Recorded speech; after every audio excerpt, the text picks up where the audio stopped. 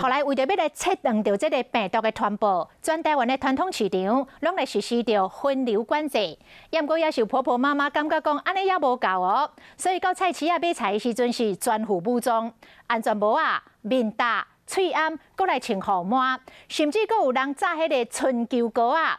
伫咧提菜找钱的时阵，完全拢无来接触，甲这个摊商是离家远。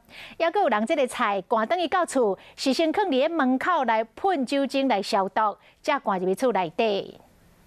最近真穿的这段影片，高雄毛一位黄妈妈真济撇步，有搭色的安全帽啊，加护帽，搁有这支。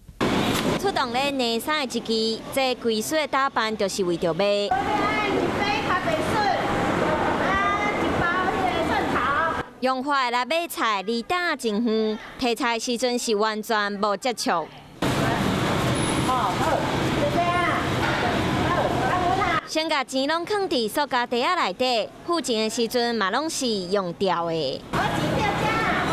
买菜、买肉、买衫拢同款，完全拢维持2公尺的安全距离。我第一届安尼尔，看到安尼会感怪怪，袂啦怪是得啦，因为咱的安全。袂歹安尼好啊。安怎讲？有一个距离安尼是对大家较安尼啦。摊商拢认为非常时期安尼做也袂歹。高雄这位黄妈妈讲，唔惊别人笑，防疫上重要。这样子人家会觉得很好奇啊，然后也会跟进啊。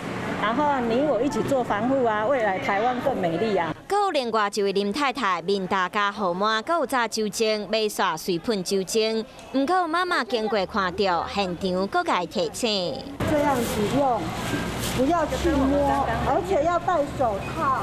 提醒林妈妈爱记得挂手笼。另外，还有人菜买买，不爱随赶入门，先放伫门卡口喷酒精消毒。还在外面喷上酒精，8点才拿进来。尤其传统市场的人真多，虽然已经有分流，不过地方的妈妈也是真注意，买菜时阵有真侪防疫的撇步，要来防治病毒。